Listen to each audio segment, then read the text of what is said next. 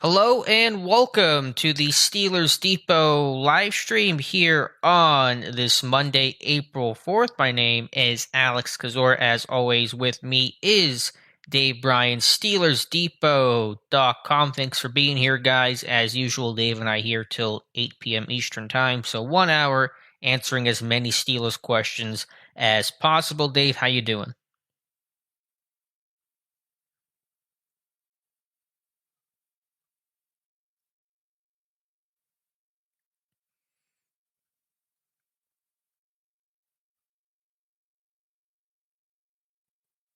Yeah, picked up here a little bit, and I'll have some of the articles I'll click through as we go through the chat here and go through some of the super chats as well. A couple of pieces of information to me, some more relevant than others from NFL Network, Aditi Kinkobala, but one here on screen now about Terrell Edmonds and his potential free agent contractual situation. So again, if you're new to the live stream, thanks for being. If you guys could like the live stream, that would help Dave and I out, get more people here into the chat, more people for you guys to interact with. We'll answer as many questions as we can until 8 p.m. If you want to move to the front of the line and have your question be guaranteed to be asked and answered by Dave and I, you can send us a super chat as Tim Chase, our friend Tim Chase, has done. So we'll lead things off with him, a $5 super chat. And he says he has some comments underneath the super chat as well. Okay, someone says that Dave cannot be heard. Dave, can you give me a quick test, actually, please? All right, let's make sure that's good first. Thank you guys for letting me know. I have a couple things I can try to test. Shouldn't be any issues. I'm surprised by that, but let me know, chat, and then we'll get to Tim's question. Still no. Okay, let's try another thing. Dave, give me a quick test, please. Can you hear me now? Testing. Hello. Let me know if you guys heard Dave right there.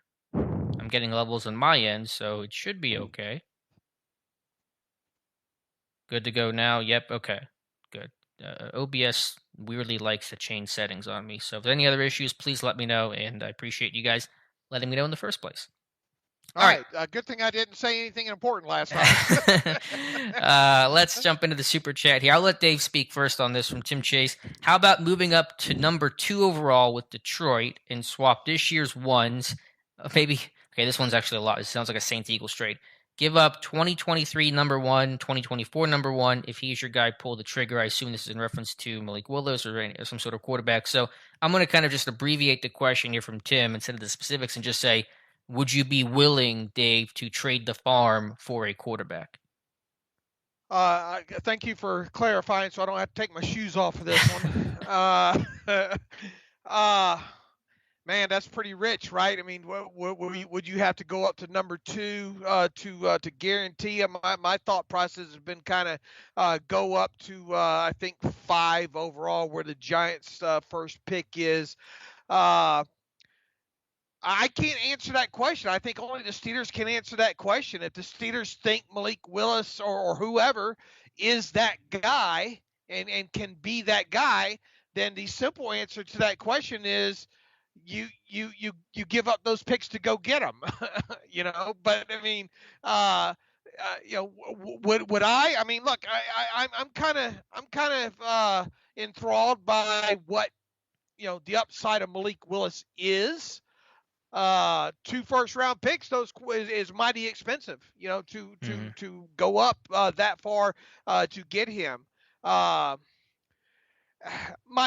gut would tell me not to give up that kind of capital to go up that high. But once again, if the Steelers deem, that's what I want to see in this draft, and I've written and talked about it quite a bit here, is are they going to have conviction to go get a guy, or are they going to say, look, we evaluated them, we have first round grades on 3 or 4 of them, we'll just sit here at number 20, and whichever one falls to us, we'll check them off like a fantasy football draft magazine, and go from there. And I think the reality of this, look, at least to me, is it's not a great quarterback class. We've said that right from the get-go there. I think you'd be lucky to get one come out of here that ends up being a 10-year franchise guy.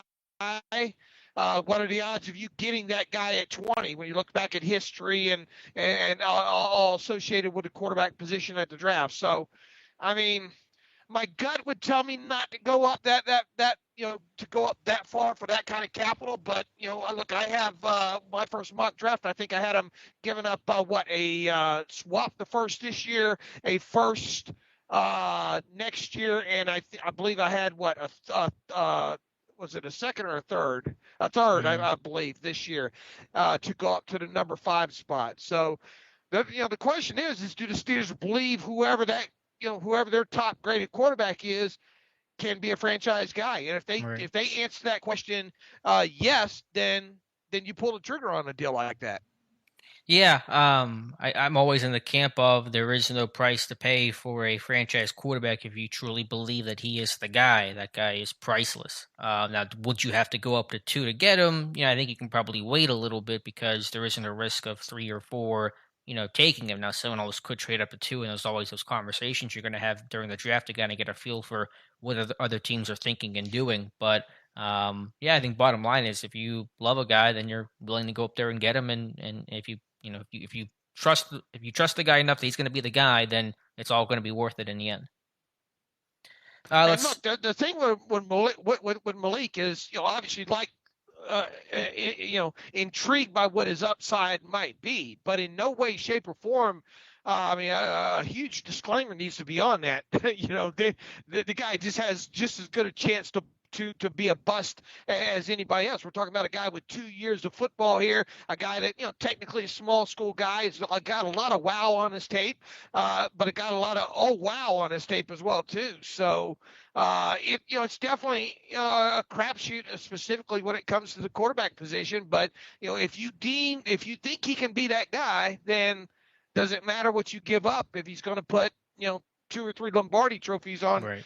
in your display case over the next 10, 12 years? Yeah, no, I agree with you there, Dave. Chat, just let me know. I heard a little bit of crackle from Dave there. I can still hear him okay, but it sounds a little staticky. Maybe just on my end, I'm not sure. But let me know if Dave sounds okay. If not, I can try to maybe configure a thing or two.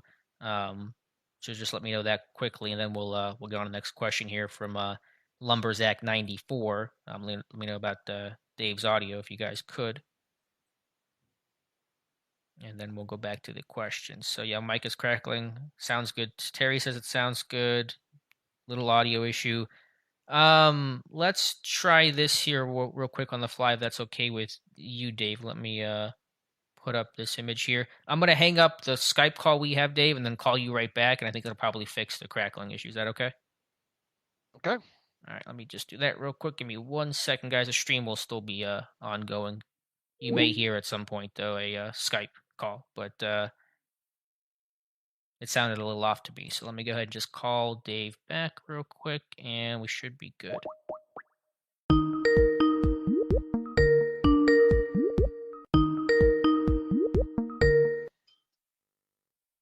Hello. All right, let's see if we have things better now. Dave, give me a quick test if you could, please. Hello. Can everybody hear me? Check, check, check. All right, chat, let me know how that sounds. I think it'll be okay, but just let me know. And if that's good, then we'll proceed.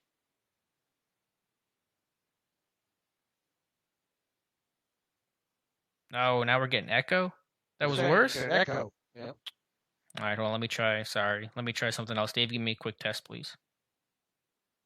Hello. Check, check, check. Echo. Is there an echo in here? Or is it just me? All right, let me know about that. Now there's echo. I don't know if that's from before, though. Better, good, better. This is all right.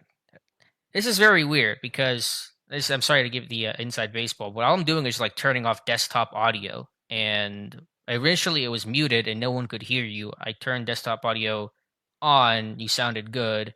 Now I have it muted and people can hear you. So I don't understand how OBS works. It's very like inconsistent with how things go. But we're fixed, and that's ultimately, I guess, all that matters here. So let's jump back into that. I apologize. Okay, are we fixed? I think we're fixed. Everyone says fixed. Everybody hear me? Everyone says that it's good, so we'll take it. All right. Thank you guys for that. Back up to Lumberzack 94. Hey guys, hope I'm not too early. Do you think there's a scenario where one of the top prospects like Hamilton Davis fall Could you see the Steelers trade up for one of them? I can't. Quarterback or bust in terms of trade up. Now, if those guys fall to them at 20, different story. But in terms of moving up to get one of those guys, I just don't see that happening for any position not named quarterback. Let's see. Next question here comes from Paul Brown. Going to show Purdue bias, but I think we're really sleeping on David Bell. Yeah, he tested horrible, but on tape was one of the best on the field against Big Ten defenses. I wouldn't be mad at him in the second or third. Dave, any thoughts on Purdue receiver David Bell? Yeah, I mean, obviously, I wouldn't have him as a first round guy. I kind of have him more gauged as a late second round, third round kind of guy. That's probably it feels like that's when he's going to come off the board, and just not overly twitchy overall. Does have some nice tape though, and didn't test overly well overall. But I mean, he's a guy that I think is going to have a lot of catches at at the NFL level. I'm just not so sure that he's a slam dunk, top, let's say 40 pick. Yeah, I think the question is just the testing, and a lot of receivers with that kind of poor testing don't work in the NFL. I think athleticism is so important, at least some sort of baseline, not terrible level, and Bell was in that pretty poor camp. Really, he'll have to hope to become the next Jarvis Landry. Landry's a guy who tested really poorly in his pre-draft workout process. Obviously, didn't hinder his NFL career too much, so it's a pretty small section of names that have worked given Bell's poor testing numbers, but he'll have to kind of hope he'll be the next Jarvis Landry. So that's my thoughts there on David Bell. But if you're looking kind of that more sure-handed, what's that? Who do they have at the Purdue? Who do they have at the Purdue Pro Day, Alex? I'll have to go back and I can look it up, I guess, right now, huh?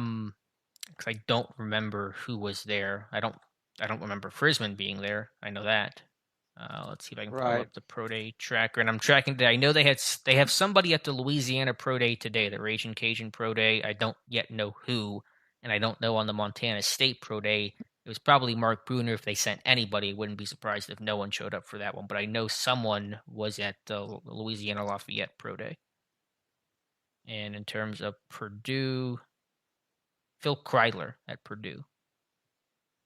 So that's a little notable there. That's a little notable. Yeah. Mutated Genome, good to hear from you. Besides Edmonds and Matthew, which other free agent safeties are worth signing?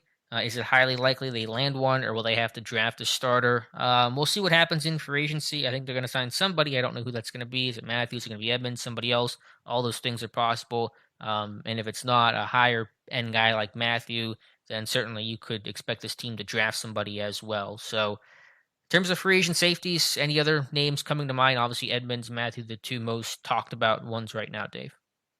Yeah, look, the list is getting kind of light at this point here, and you would expect a guy, as I said on the podcast this morning. I'm willing to bet by the end of the week we have an idea whether or not Edmonds is re-signing or if he's signing with somebody else. Look, we just got news right before we got on that Taco Charlton is apparently signing with the New Orleans Saints there. So that's one off the board, unrestricted free agent for the Steelers. I mean, when you look at the list of the the free agents at the safety position, and I'm talking about those 29 years or younger there. I mean, the list is starting to get real thin there. Obviously Keanu Neal's a guy that we talked a little bit about over the last couple of weeks there. Tyrann Mathieu obviously is a guy that everybody's been talking about for a while as well too. Just trying to go down the list here and see anybody else of under 30 years of age that maybe might have the Steelers' interest here. And it's really hard to find. Jared Wilson, what do you know about Jared Wilson from the 49ers? Is he coming off some sort of injury or something? I'm not sure. I don't really know a whole lot about him. How old is he? Like 27, 28? Do you know an age on him? Let's see. He is 28. 28. He's a former undrafted free agent, 2016 with the Jaguars. He's a Michigan man, so But obviously I don't think he's got hardly any time starting whatsoever at the NFL level. It would, it'd probably be the equivalent, of a guy like Carl Joseph that you have right now. So the guy, I figure anybody that they do sign at this point, now that they have Killebrew signed, now they have Carl Joseph signed, is somebody that's got some sort of starting experience. And once Yeah. again, the list of players is really gotten thin over the course of the last, I don't know, 10 days at the safety position. I wouldn't be, I know a lot of people don't want to hear it, but man, don't be shocked if Edmonds still resigns. I think there's probably still a little bit of a chance of that happening. Yeah, and according to NFL Network's Aditi Kinkleballer just from a little bit ago, there was quoted a deal on the table for Edmonds, but other teams, according to her, they're interested in Edmonds as well. So, we'll see what happens. We'll see what domino falls first and who that guy may be. Tim M, $10 super chat. Nothing in the super chat from him, but I see a question above. If Davis is gone at 20, who is the next best D line prospect? That's a good question. I think there's a couple of defensive lines. It's a good defensive line class overall. One of the Georgia kids. I mean, Walker will be gone. You said Davis is gone, but what about Devonta Wyatt? Travis Jones from UConn's a good fit, but Pittsburgh, nobody at his pro day. To me, that says they don't have a lot of interest in him.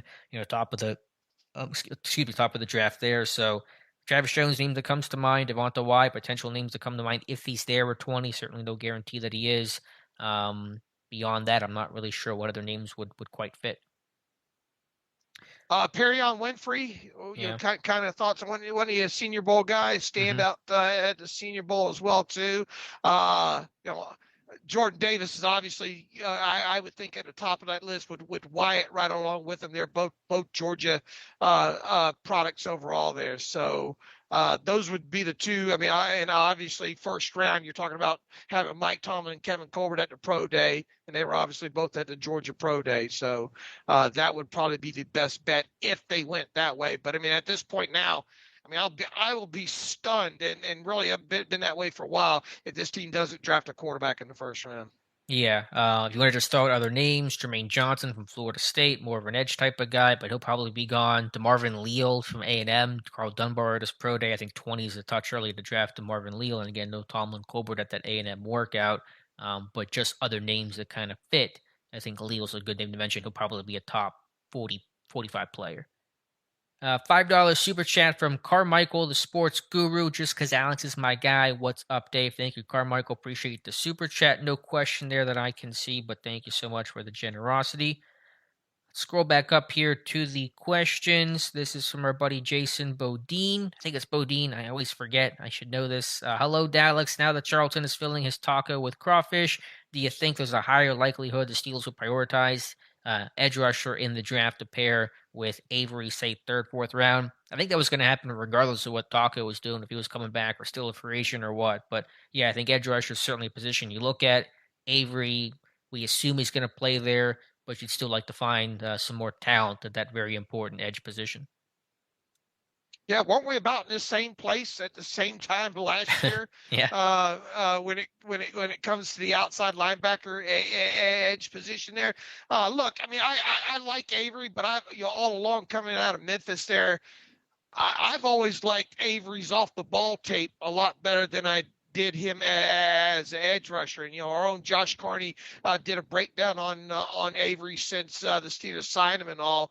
And to me, there's just not a lot there as a pass rushing guy. So, I mean, if you got in a situation, and obviously the Steelers got in a situation last year more than just a couple of times with, groin injuries and all like that, with Alex Highsmith and Watt. Look, it's way too much to expect those guys to play 85% or more of the snaps, on top of it. You need to be able to give those guys some breathers. And, Avery, I think, can function in some capacity on that.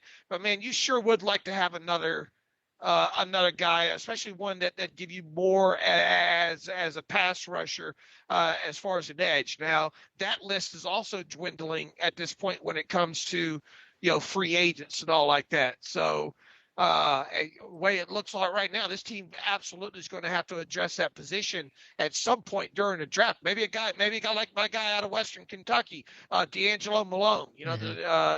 Brandon Hunt was obviously at that Western Kentucky Pro Day. Boye Mafe, an exciting prospect out of Minnesota. A couple of small school kids in addition to that as well too. So I think regardless of what this team does at the outside linebacker position in the next, let's say ahead of the draft, they're still going to have to address that position in the draft, I think. Yeah, I agree. Now they were in a probably worse spot last year and didn't take an edge rusher till the sixth round with Quincy Roche. So maybe they end up waiting. But I think it's such an important position, the engine that Tomlin calls it, and it's true that you want to make sure that's as beefy as possible. Coming off a year in which Watt missed a decent amount of time and played hurt a lot, and even Alex Highsmith had injury issues early on in the season. So a position you don't want to be weak depth wise at. Bernard Johnson, do you think the Lions taking a swing on Malik is more likely than many think? If they don't, how likely do you see us trading the top five? It's possible on Detroit. I'll say that about most situations. I don't want to discount it. It seems less. It seems less than 50%, but I don't want to say it's 0%. Yeah, if that doesn't happen, will Pittsburgh move into the top five, or what are the odds? Again, it's possible. I don't know what percentage to put on it, but I think Pittsburgh will explore trading up for a quarterback if Malik Willis begins to slip a little bit. Uninspired, I just read we are close to a deal with Minka. Again, that comes from NFL Network. Dave, you always have the best feel and read on these type of contract situations. What's your take on that report? I mean, I'm not going to, I can't discount Aditi's report when it comes to that, but I will say this, how many times, it's not often that you see the Steelers get a super lucrative deal done, an extension done with a player from April 1st until the time the team reports to training camp. I think you had Ben Roethlisberger a couple of years ago, I think 2019, towards the end of April, signed his 2-year extension there. But I mean, even with franchise tag players, and if they're not named Ben Roethlisberger specifically, a player not named Ben Roethlisberger, normally those extensions roll on into the summer and really into training camp there. So unless the both sides have already, it's going to be an easy contract to lay out, especially if you're going to make Minka Fitzpatrick the highest paid safety in the league, right? Because Mm-hmm. Jamal Adams is, I think, at 17.5 million right now. You would think that means that if you're going to make Minka the highest paid safety, that Minka's going to come in anywhere between 17.6 million new money average and $18 million new money average, right around in that area. With what we saw happen last year with TJ Watt and the guaranteed money aspect, you would think that's pretty much kind of written in stone now as well. So maybe it will come together quicker, this year. But very, very close to hear Aditi say that deal is very, very close to getting done. That kind of surprised me because it just doesn't fit Yeah. the MO of what the Steelers timeline generally is. Now, here's the other thing to think about when you have when it comes to Minka.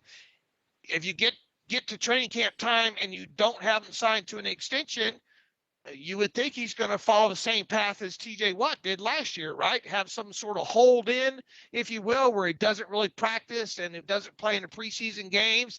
And, obviously you don't want that to roll on through most of the summer there. So all I can say is, her report is her report at this point. I think they obviously will get a deal done with Minka at some point between now and week 1 of the regular season. Just as we stand right now, though, color me surprised if it gets done, especially this early in the offseason, because there's just really no history of the Steelers getting those lucrative extensions done at this time of the offseason. Right. For whatever it's worth, I went back, look at some of the comments reporting on TJ Watt, and some of those similar comments were made not in April, but in terms of them being very, very close and the deal still not happening for a little bit. So I take it with a grain of salt. We'll see. I think it will get done, just a matter of when, but I think it will get done, and that's ultimately the most important thing.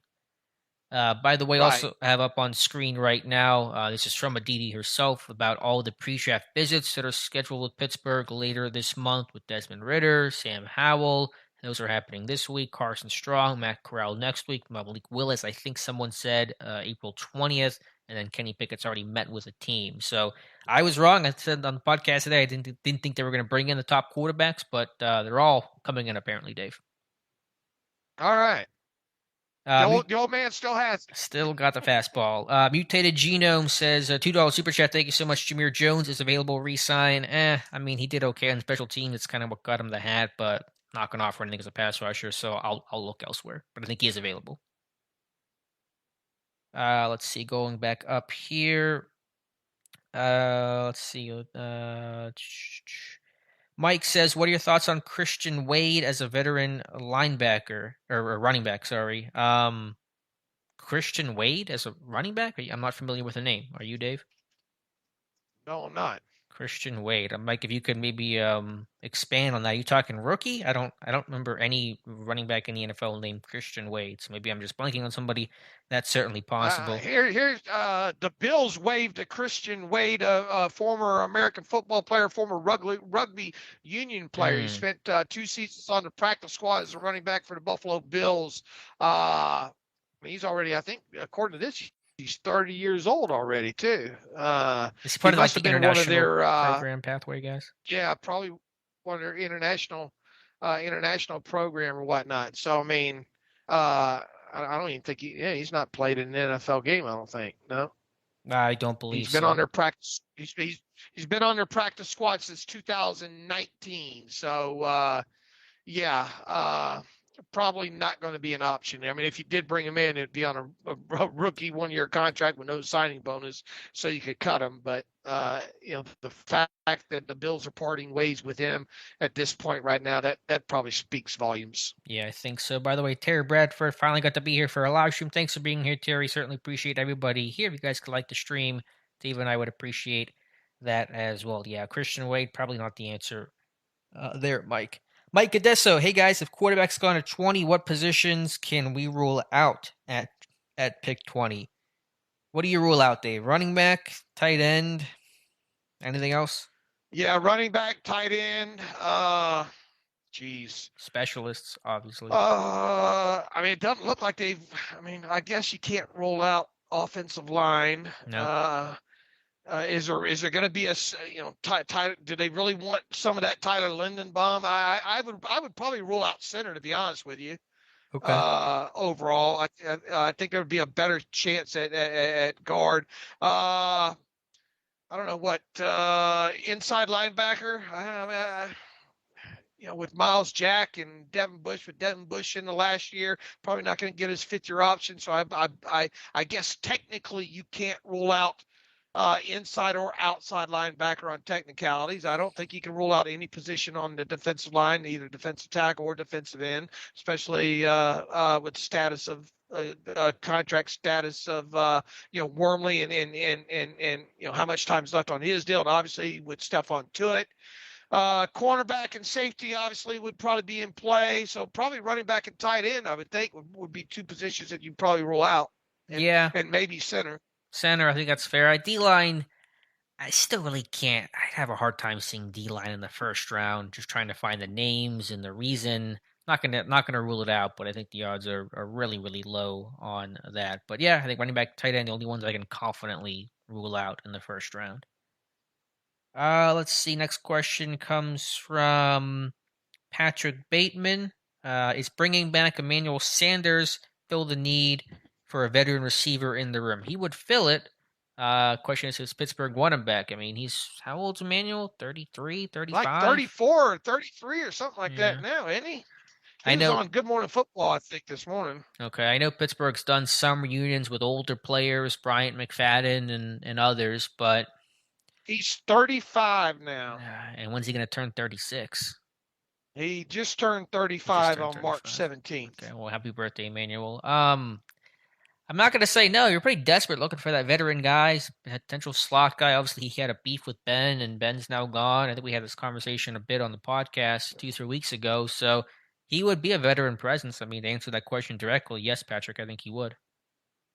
And obviously worked, was around Mitchell Trubisky last year in Buffalo. So yeah, that's a good point. There is that connection. It's just man, what's he looking for money wise and at his age? You know what I'm saying? I don't think you can completely rule it out, but I would be a bit surprised if it happened at his age now. Yeah. Alex, the Steelers have two outside corners in Sutton who can play both. Do you think they target an outside corner or slot in the draft?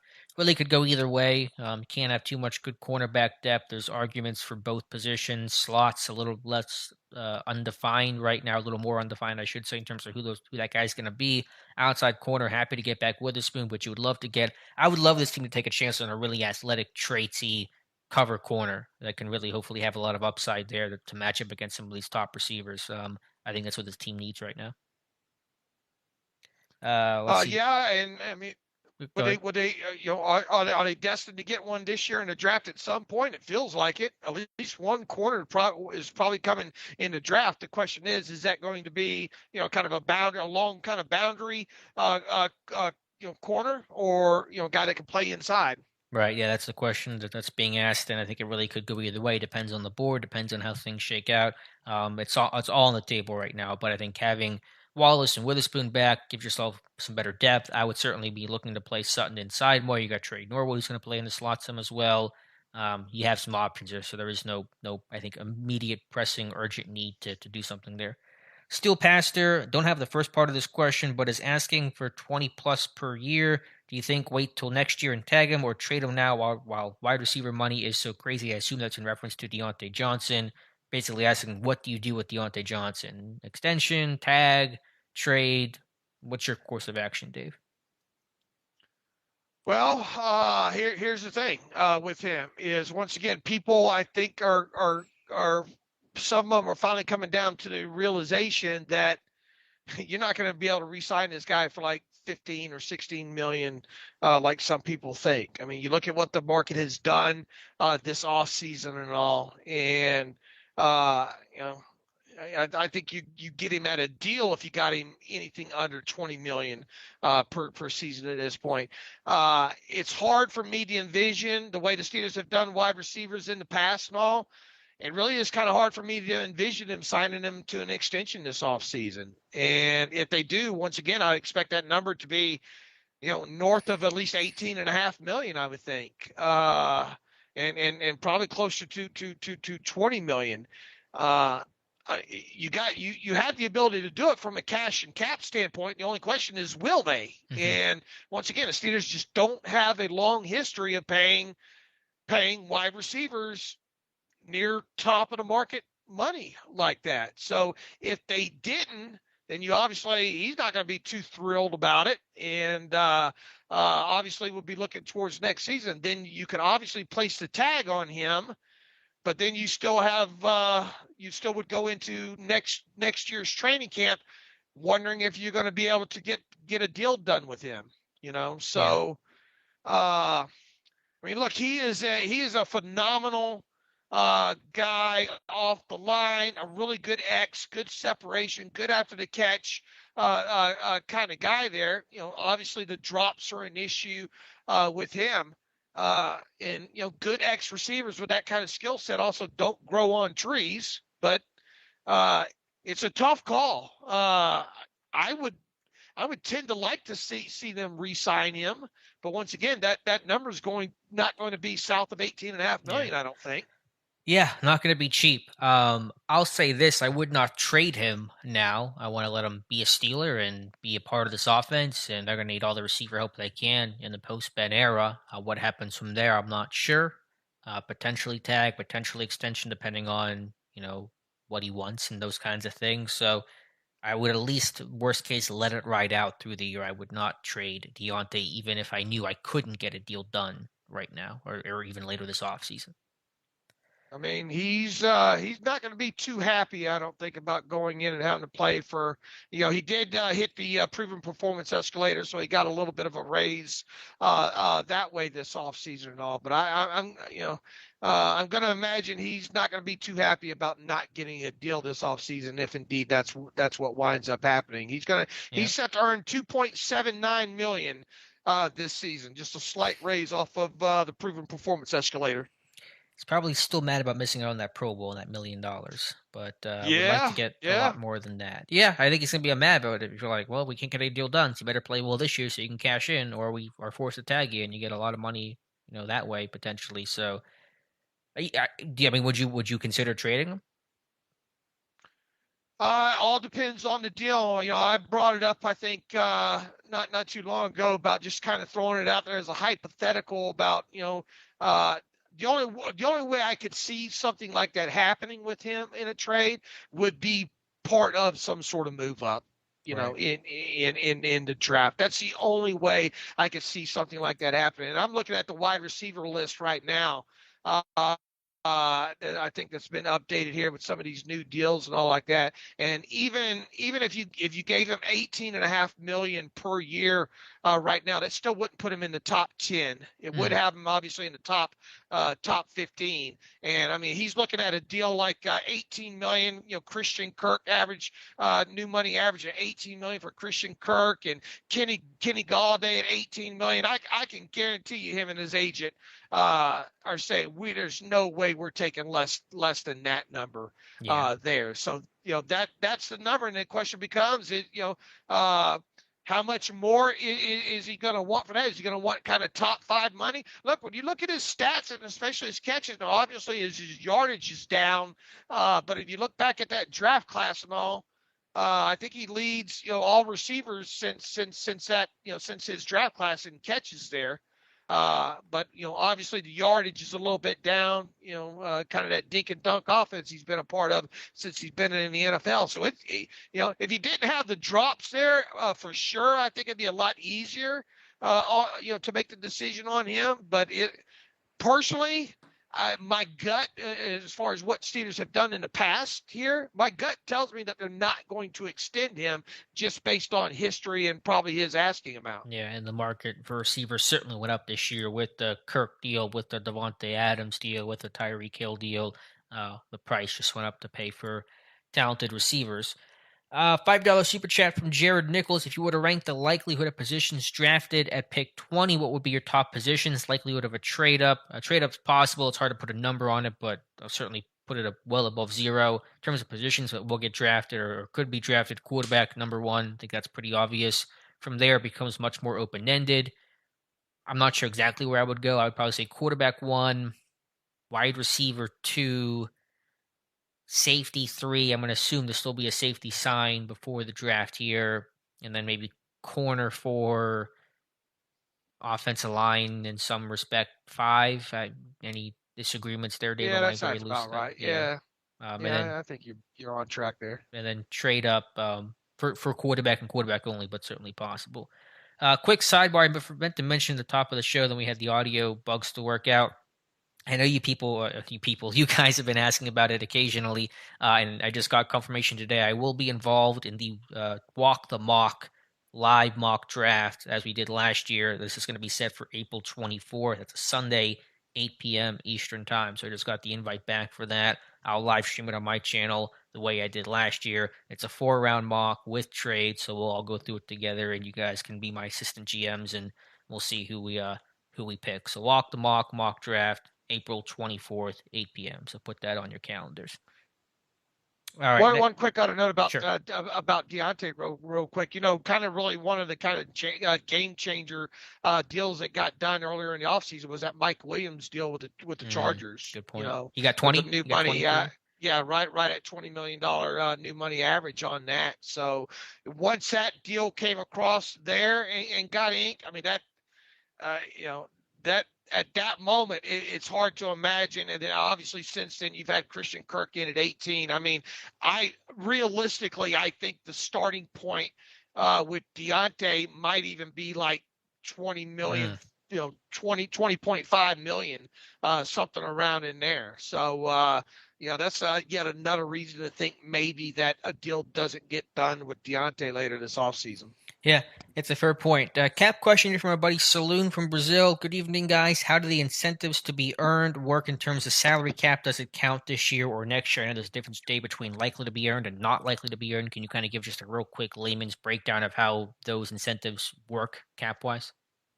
Yeah, look, likely to be earned means they're likely to be earned, and within that, whatever that values out at counts against the cap in that given year. So let's say player gets a per game uh, uh, roster bonus of 100,000 for every game that he dresses and plays with, and the previous and up to, let's say, $1 million in that. All right, and let's with that $100,000 per game roster bonus, you look at the previous season. Let's say he played in dressed and played in 5 games. Okay, well then that's considered likely to be earned of a 5 game roster bonus in there. So that'd be a $500,000 incentive that counts against the cap in the present year because it's likely to be earned. Now, the rest of it would be considered not likely to be earned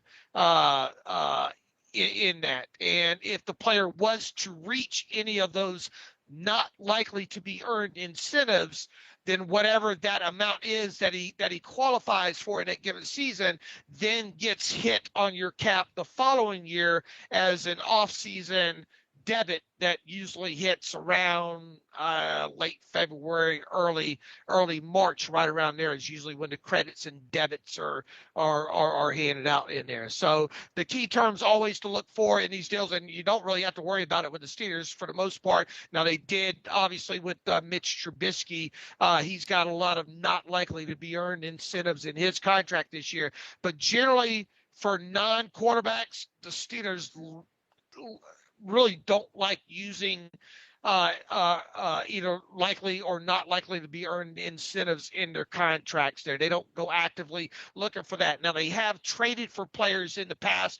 Vance McDonald was one of them. Joe Schobert, had some per game roster bonuses type stuff that was, likely to be earned, not likely to be earned. But that's the only usual way that the Steelers, kind of acquire those kind of deals because they don't actively go out signing players to those kind of deals outside of per se maybe a quarterback, and we saw that just a couple of weeks ago with the Mitch Trubisky deal. Yeah, good outline there. That's why you're the cap guy, Dave. Thank you for the explanation. Hopefully that helps Saloon.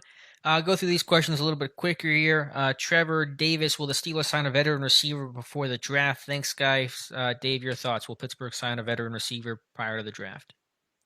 Man, my gut tells me they will. I don't know who that player is, but it feels like it's something that they need to do to me. So who that player is, I don't know. It feels like it's something that they should do. I agree. They should do it, but the longer we go, I'm starting to think they won't. So I'll go the other way and say they won't or they won't sign a veteran receiver. They will draft one instead and use that guy as their top guy. Mike Now, Odessa. whoever they do sign, I wouldn't, it's probably going to be on a cheaper side of things. Obviously, probably a 2-year deal and something they can get out of after the first year. So, if they do sign somebody, it would be obviously on a cheaper end there. Yeah, Mike Odessa, do you think the Saints getting one of the Eagles picks makes it more likely the Steelers will have to trade up for a quarterback? Not really, because both those teams are already sitting in front of Pittsburgh to begin with. Prior to this trade, there's been some speculation the Saints going to be more in the market for a left tackle to replace Teron Armstead. So I don't really think it changes the ball game in terms of what Pittsburgh has to do to potentially get a quarterback. What do you think, Dave? I think the only thing that crossed my mind is now with their 2 picks, might they take both those and parlay them to move up even further into the first round to potentially get a quarterback? But they need a lot Yeah. on that team. Now, obviously, they do have a future quarterback issue as well too. But with the new head coach and all like that, is this really the kind and all the kind of restructuring and the cap issues and all that? Is this really the year to go, especially with this draft class and use draft capital to trade up to get a future quarterback when you have so many other holes on that roster? I mean, nothing says that they can't, but I kind of side with you there. I think they need bodies more so, positional bodies, first round talent bodies more so than they do need per se move up to go get a certain quarterback. Yeah. But who knows? We'll see. Right. They did at least sign Jameis to a pretty heavy contract, so we'll see. I think they're going to be in play for offensive line help. Patch 440. The Steelers don't get a quality strong safety signed before the draft or quality slot receiver. Do you think that changes the team's plans to a possible trade up for a first round quarterback? I get what you're saying. I'm still going to say no because the quarterback trumps all. If your quarterback you love, you're not going to weigh we got to find a strong safety or find a slot guy. Like that's your quarterback. That is the bread and butter of your franchise. So I hear what you're saying, but I think ultimately really wouldn't prevent them from trying to get a quarterback and Yeah. move up to get one. Yeah, I Uh, think they got probably safety penciled in second or third round this year, depending on who falls and all like that. Yeah, it's Jesse Hernandez. Let's say the Steelers trade up and draft Malik. How do you suppose the reps go during practice throughout the season? Do you see Malik getting any first or second team reps, or how would they do it? I mean, that's a faraway question. He'll be third team, presumably. He won't get a lot of reps. It'll be a lot of mental reps, maybe during bye weeks and stuff like that. He could get more, but reps would be limited. I don't think he's going to get first team reps. Whoever the starter is, or at least assuming Trubisky's the starter, Trubisky's going to need all the reps possible in his first year in Pittsburgh. Uh, Yeah, I think a lot of people forget back in 2004 the plan was initially for Ben Roethlisberger to be the number 3 quarterback. That was the plan. Obviously, injuries changed all that. So and look, if you drafted Malik specifically, he really needs to sit and learn and watch and everything that goes along with that. So barring injuries, I would expect him to be the number 3 quarterback with hopefully the goal being that maybe he could pass whoever the number 2 is by the end of the season. At least give you, I think that would be the expectation. Maybe at least when it comes to that, and maybe later on in the season you do something where if he's an active, if he's your backup quarterback and he's active, maybe you have some sort of package, small offensive package, whether it be red zone or whatever, to at least get him on the field and get 3 snaps a game or something like that. Yeah, well said. Have an answer to a question Dave and I mused about earlier in the podcast. So big shout out to Kevin in Albuquerque. Hi, Alex and Dave. To your question on today's pod about drafted FCS running backs, the last 2 were under Chuck Noll, Gordy Lockbaum in '88 from Holy Cross, and Merrill Hodge from Idaho State in Wow, '87. So good answer wasn't there. that long. Merrill Hodge, a lot better than Gordy. Sorry, Gordy, don't know your story, but thank you, Kevin. Dakota Smith, true or false? The Steelers will not be able to trade up for a quarterback because of the Saints' ability to top their offer. I'll say false on that. Because of the Saints. Yeah, the Saints' ability to trade up, or the Saints' ability to top their offer will prevent Pittsburgh from trading up for a quarterback. I'm saying that is No, false. I will say false because as we just said, it feels like, I mean, anything can happen, obviously, but it feels like they just need some first round talent in there, and aren't necessarily concerned about the quarterback so much, especially in this draft. I mean, if it was a better draft class, maybe you could potentially see them doing that. But new head coach, and it feels like they're more likely to stand Mhm. pat with their 2 first round picks now. Kevin, the Elder God, with a lingering fifth-year option for Devin Bush, would it be a huge shock if the Steelers take a linebacker between rounds 3 through 5? No, it wouldn't be a huge shock. It's going to get a little messy and a little like, what's the role of that guy? But I would not be like floored by it at all. Yeah. No, I wouldn't be floored by it either. But what does it say about what you did last year with Buddy Johnson? But you can't let one bad pick.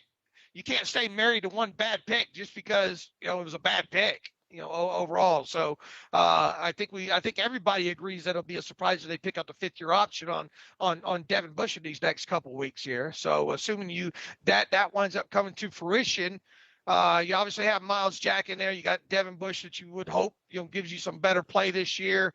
But what really is behind them right now, and who knows what they're going to use Avery as? I mean, we think that they're going to use him as an edge, but yeah, it wouldn't shock me. I wouldn't be stunned if they ended up spending a mid-round pick on an inside linebacker. I don't think they will, but I wouldn't be shocked by it just the same. Yeah. Game review, Alex. What do you think of Kaiir Elam from Florida? Check out Jonathan's report. Jonathan has a good feel for the Florida guys. He's worked for the program before, so he has better thoughts than I do. But yeah, I like Elam and has good bloodlines and a good athlete. So I'm not opposed to Kyer Elam, but again, Pittsburgh not being there in terms of Tom Cooper for the Florida Pro Day kind of reduces those odds.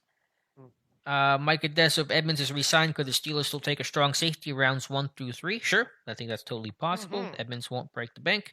007, what do you make out of the visit of South Dakota State quarterback Chris Oladuncan, another Canadian? Is he Canadian? I don't think he's Canadian. He's from Tampa. We looked this up, didn't we? I don't think he's Canadian, but it was an interesting name. Didn't expect it, but maybe a potential undrafted guy if this team does not get a quarterback at the top of the class. Yeah, and I would hope that you wouldn't spend a seventh round, draft pick on.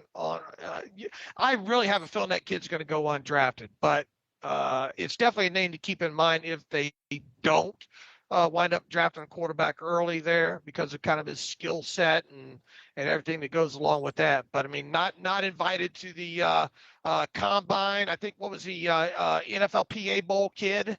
Mm-hmm. So at least that's got him, I think, on some people's radar, probably as maybe a seventh round guy. But his tape's okay. I could probably find different ways of maybe spending a seventh round draft pick, I think. Yeah, I'm with you. Would not draft a quarterback in the seventh round. Basically, past round 2, I'm not drafting a quarterback. I'm saying the success rate is even lower than it is, and it's already pretty low to begin with. George Teston. So Alex, you trust Tuitt and Alualu's 36. I just trust that if Tuitt comes back, you're gonna have 6 guys. And you have Adams and Loudermilk's gonna be better, and Wormley's there is really quality depth. So I'm not saying you can't add a defensive lineman, but I'm not sure I'm adding one in the first round. No, I'm not gonna do that. Right. David Muse not happy with Malik Willis. I Google if Willis threw for 300 yards during his career. He had not one game where he threw for 300 yards. That's not talent, especially playing at Liberty. So David Muse didn't throw for 300 yards. So Malik Willis off the board. Okay, stat scouting. Had he done it, he's on the board. Didn't do it. There were games I'm sure he had 300 total yards of offense running the football, but that's your opinion and you're entitled to it, David. Still Pastor McKinnon or Durr Williams is number 2 running back. McKinnon is older but solid and good in pass pro. Yeah, I'd be open to either. Would they be open to coming to Pittsburgh and not play lots? Kind of the question I've had with any veteran free agent running back. McKinnon's got speed. Williams has done well with what KC, so I'd be cool with that. I think you want to upgrade the backup running back position in terms of a runner. Give me Harris, give me a number 2 runner, and give me Snell as a number 3 special teamer. You do that, I'm happy with that depth chart. Okay, real quick here, Malik Willis, 305 yards against Army. Oh. In 24 of 46 for 305 yards against Army last year. Looks like he 19 of 27 for 307 yards and 4 touchdowns against UMass. Last season, 2020, he had 306 yards passing on just 14 completions against, who is this? Western Carolina. That was into shortened 2000 and let's see. He also had against USM 345 yards on 24 completions in 2020. So he's had a handful of 300. What's that? 4 300-yard games, I think. That's more than 0. Dave Bryan with the mic drop. David. I just looking at the stats here, so. All right. I don't scout. I don't really scout that way, but right. There you go. But he definitely had more than one game where he threw for 300 yards, David. So maybe he's back on your board. I'm not sure. Let's see here. Mark Tobin just talking about, I think, a Minka deal. Let's see any other questions as we begin to wind down today. Not a question, but a comment, a statement. Dirk Ritzert says trade Tuitt for a first or second. Don't think you're getting that kind of capital. Definitely not a first round pick for Stephon Tuitt. Dirk also wants Diontae traded for a first, maybe a second. So Dirk wants all the draft picks. Okay. Let's see. Mike Han outside of Young and Stroud, who are the quarterbacks in next year's draft that make it so much better than this one. I'll have to go through the names. Yeah, it's Bryce Young, CJ Stroud. There's a couple other names. There's how do you say his last name? Phil Jurkevic from Boston College, a local Western PA native. Had injuries last year at BC. So there are some names, but it's Young, it's Stroud. I think it's a third guy that are projected to be at the top. Jared Nichols, another $5 super chat. Thank you so much, Jared, for the second super chat. You guys are the best. Appreciate that, Jared. If you guys had to pick one quarterback that is most likely to be drafted by the Steelers in round one, who would that be? That is the not just $5 question, but the $1,000,000 question, Jared. I think Malik Willis is going to be their top quarterback on their board, but will they get him is an entirely different question. Where do you come in, Dave? Yeah, I mean, it's hard to predict if they get the guy they want. I would tend to think, and it's been that way all off season for me. I would tend to think that Malik Willis is the apple of their eye. But within that, we've talked quite a few times that on the podcast the last couple of weeks. Is a guy like Sam Howell, Kevin Colbert's guy. Yeah. You go back and you remember some of the Twitter reports over the last couple seasons that Kevin Colbert, when he's been spotted, I think North Carolina was like 2 or 3 times, wasn't it? In the press box to see that game there, and it would just feel like, and it's just speculation that maybe Malik Willis is Mike Tomlin's guy, and maybe Sam Howell, but let me tell you, they both had that like they got caught hand in the cookie jar when they were watching that final off-platform throw by Malik Willis at the Liberty Pro Day a couple of weeks ago. They looked highly entertained when it came to that. Now, whether it's next to impossible to give a guarantee you pick it 20th overall. Will a trade go through, and do they like him that much to trade? I mean, I wouldn't make any hard, firm, high dollar bets on whether or not they got him, but I would tend to think that maybe that's at least the apple of their eye. I think so too, but if not him, who's next in line potentially? And I had the podcast today. I think it's either Corral or Howe. I think it's any of those guys are potentially, could be Steelers. They all check the boxes, and even Kenny Pickett, of course, and Desmond Ridder from Cincinnati. I've been leaning towards Howell or Corral. I'm not sure who I think would be the next most likely. So I'll have a maybe better answer closer to the draft, Jared. Next question comes from, let's see if we can find one. John Pennington, our friend John Pennington. Dave and Alex with the Eagles and Saints trade. Everyone loves this trade and wants to talk about it. Puts the Saints in good position for more trade capital from a team willing to move up. Now can the Steelers deal with the Saints?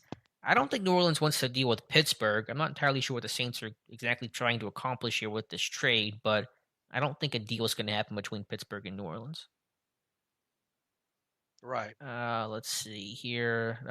Mike's still asking about my number one draft crush, Petre. Yeah, I probably won't have another one I develop. I got a report on a guy tomorrow. Actually, Scott Pavel kind of turned me on to this guy, Xander Horvath from Purdue. Like a Mike Allstott dude. Allstott wore 40, went to Purdue. Horvath wears number 40, went to Purdue. And the guy's name is Alex. So I kind of like this guy, but I don't think he's a draft crush. But interesting report on Horvath, who had a 10 RAS score for a fullback. So really interesting kind of story there. And Mike says, is Devin Tompkins still your draft crush? I assume that is yes. Dave. Oh, yeah. Look, I mean, just this film alone, the fact that I normally have bias against these undersized, these wide receivers. And look, here's another thing that I posted on Twitter. I don't think we forgot to talk about this the other day, Alex, or the last couple of shows here. Only 2 wide receivers officially under 5'10".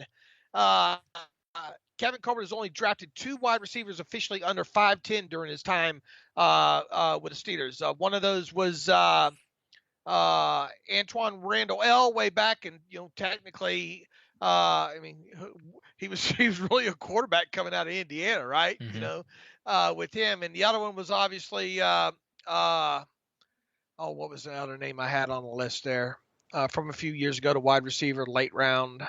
Not Archer or Rainey. You're not talking about those guys. No, right? no. I'm drawing a blank. I saw your tweet. I can't remember who the other guy was. DeMarcus Ayers. Yeah, DeMarcus Ayers. Yeah, that was the other one, under 5'10". Yeah. Now they were close. One was 5'9" and 3/8, and the other one, I think it was Randall Well. It was 5'9" and 5/8. No, you said Randall L was 5'8", right? Or under 5'5". Oh wait, no. Under 5'10" okay. is the number. I see. And Randall L was 5'9". Right. So I mean, you look at guys like Wendell Robinson out of Kentucky and Sky Moore. Both those guys are under 5'10". Yeah, Sky Moore, 5'9". So yeah, that's a good point. Pittsburgh likes the receivers to have a little bit of size, so I think it's a fair lens into this potential receiver class. We got to do a report on Devin Tompkins. I don't think anyone's done a player profile on him. Somebody's got to step up and do it. So maybe I will here at some point. Somebody's going to draft that guy in the third or fourth round. I wouldn't think twice about spending a third or fourth round pick on him. Obviously, the body size, and you worry about him taking hits and that kind of stuff. But I mean, he took some wallops there at Utah State, and man, a guy his size, he plays like he's 6'4". I mean, just cut up after cut up on him, making plays, and I don't understand why he didn't at least get a combine invite. Yeah, I'm with you for sure. A couple more questions. We'll do a couple more because I had to deal with the technical stuff. My computer, I think, is like dying. I've had it for many years, and I feel like it's time for a new one. So apologize for all that. Eddie Longs, if the Steelers trade out, down, how many picks do we get for number 20, and who do we select if that happens? Depends on how far they're trading down, all those things. If Pittsburgh goes down, which I find very unlikely, if they go down, it'll only be a couple of spots, like 2-3 spots. So you wouldn't get a ton back, and I don't know who they would draft in that scenario, Eddie. Yeah, I kind of find it highly unlikely that they would go down. But if they go down, I assume they're not. happen. If they go down, I assume it's not going to be they're for not a quarterback. Go out of the first. Yeah, they won't go out of the first. I think they'll be drafting a defensive player, maybe a receiver. But I mean, that's a lot of hypotheticals there. Would they move up for Pickett? I mean, I guess they could. I'm not going to say no, but I think they're more apt to move up for Willis than Pickett. Which Johnson, Megatron, or Andre from Ross Swisher? Oh, Megatron. Who's picking Andre Johnson over Calvin Johnson? I mean, that's a no-brainer. Would they take Pickett at 20? That's from Tim. Yeah, I think they would take Pickett at 20. That's certainly possible as well. My phrase of the day. What's more likely, Steelers drafting a receiver with crap speed or a big slot for Mike? That's a tough one. I think they need speed, but they also kind of need both. Maybe they should double dip, like you said, Dave. Nothing would please me more. The thing is, they have enough picks to do it with. Nothing would please me more to see a real kind of sparky slot player and somebody that can stretch the field vertically. And I've been on that speed since going back to last season. They need somebody that can take the top off of the defense and somebody that they can get a few big plays on, one of those long striders, if you will, like that. Now, will they? We'll see. It wouldn't hurt my feelings though to see them go to. Do I think they will? It doesn't feel like it right now, but they also didn't take a wide receiver in last year's draft, and wasn't one of the times after they didn't take a wide receiver, wasn't the following year 2010 when they did take two in Sanders and Antonio Brown? I can't remember if they did that the year before, or was it the year after they didn't take one because they just drafted Sanders and AB and the Young Money crew they had there with Mike Wallace. I want to say it came the year after, but I could be wrong about that. To answer the question from Mike, I'll say the Dave Bryan yes to that because I really think it could go either way, and both are needs on this team. Ross Swisher about the defensive line and wanting to add somebody that's totally fine. Says Carlos Davis has been injury prone. I don't think I'd call him injury prone. Had a knee issue that kind of lingered last year. I don't think that makes you injury prone. Just you battled one nagging knee injury there. Quality Colos. Yeah, they drafted Mike Wallace in 2009. That's right. And then turned around in 2010 and drafted Sanders and Antonio Brown. And then the year after that, 2011, was one of the rare times where Kevin Colbert, where the Steelers did not draft a wide receiver at all. Okay, that's what I thought it was there. Quality Colos. I trust the floor's evaluation of DBs working with Byron Jones, Xavier Howard, Javon Holland last year from Morgan. Miami scheme was so amazing, confusing, tough defense. Yeah, good points there. And Flores has been on the trail with Pittsburgh this year, at Georgia, Clemson, and Penn State that we know of. Saloon, do you guys think that next season's running back number 2 is on the roster right now? I hope not. I think they need to add. The group is not looking strong right now. Got more real quick here. Mr. Jimmy Dean in all caps here on the first part. Alex and Dave, how do you feel about the Steelers dropping down to the second round to get more picks? Also says thanks for the live stream. And please to like the stream. I'll be surprised if they move down and out of the first round. It just that kind of stuff just doesn't fit the Steelers' MO, really. Yep. Colbert only traded down once in the first round his entire tenure in 2001 to go from 16 to 19. Now, how do I feel about trading out of the second round, probably not great. That's at least 13 spots you're going down, lose the fifth-year option, getting lesser talent. Probably not my favorite thing to do. I like trading down in general, but that's a bridge too far for me, Jimmy Dean. I hear rumblings about trading DJ or Claypool. Is that true? I know Dave had the hypothetical, kind of just like the just stream of consciousness thing, but is that rumblings? I don't know how you where you're hearing that from MW. Yeah, I don't. I mean, I think people confuse a lot of things sometimes with maybe somebody speculating as it being rumblings. I mean, outside of who was it, Fowler, about what 6 weeks Yeah, ago, and he even admitted in a radio interview that's just more like educated. I think he called it educated speculation or something along those lines. There's really no sign that any of these guys will be traded. And look, they just lost 3 wide receivers to unrestricted free agency. Not that huge losses. You say what you will about Juju overall. That was obviously the biggest of the three to lose.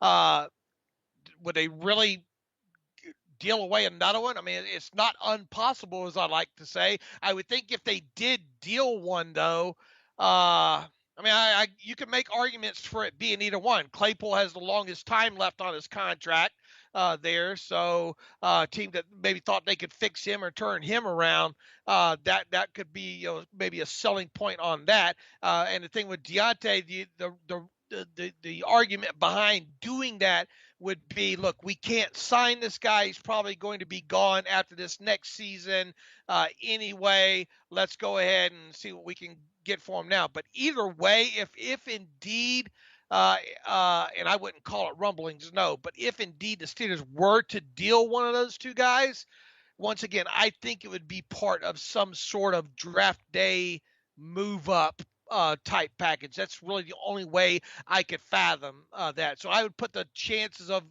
one of those guys being traded at, I don't know, 2%. I don't know. yeah, I think it's pretty low there.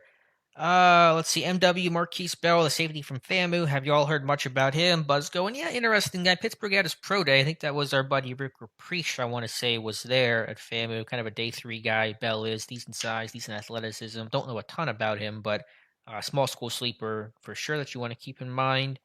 Will we sign Matthew? I don't know. We'll see. Mike, UNC or Kansas tonight? Dave, who you taking? UNC or Kansas? I'm going Tar Heels. Just on my limited knowledge of it and watching just these last couple of games, it feels like Kansas is going to dismantle whoever got into that game, whether it been Duke or North Carolina. Obviously, it's North Carolina. And I know nothing about college basketball, but just from the little bit that I've seen the last couple of nights in the Kansas game the other night, what they did to Villanova, to me, it feels like it's Kansas, and they're going to probably handle it pretty easily. Yeah, Kansas has really gotten no love. I'm going to go Tar Heels just because I'm on the bandwagon. I do have a super chat I missed here. I apologize for that. LV for $1. Thank you so much. Had 2 questions here. I'll read kind of I think it's the same one, though. The Steelers being so bad at drafting cornerback, who is the best first-round cornerback fit for the Steelers or your favorite? And who is the stretch? Same with safety. In terms of first-round corners that fit, you got Andrew Booth from Clemson. And that's really like the guy that fits the best. Daxton Hill's kind of a safety corner potential hybrid. There is Elam from Florida. We talked about a little bit ago, but like if you want to talk about corner in the first round, checking those boxes, to me it's Andrew Booth. And then at safety, it's Lewis Sign. I think Daxton Hill needs more love for me. Need to think about him some more. And those are probably the top 2 safeties. Yeah, I haven't given the corner position that much thought overall, to be honest with you. Yeah. Ross Swisher about Brian Flores being just the linebacker assistant coach. Tomlin said he'll have a lot of different roles, a lot of different hats. So I think his influence in terms of just evaluation and draft type of stuff, preparation, transcends just the title of the linebackers coach. Let's see. 2 more questions. John Pennington, who's the next GM? How will they survive any move this team if they lose draft capital for 2 years? They'll survive it. And the next GM, we'll see. I'm still going Brandon Hunt. What about you? Brandon Hunt? Mm-hmm. All right. Is there another Yep. question or no? I think that's actually probably all the questions. So I think we got to basically all of them here. Appreciate you guys' time hanging out with us. Will be an archive version of this on Steelers Depot in just a little bit. And as always, Dave, thank you for your time. My pleasure, and thank you everybody for showing up tonight. Peace and love, and be careful and be safe. Be sure to subscribe to the channel. We'll have a live stream in another 2 weeks and other videos and content along the way. So appreciate you guys hanging out with us, and we'll talk to you soon.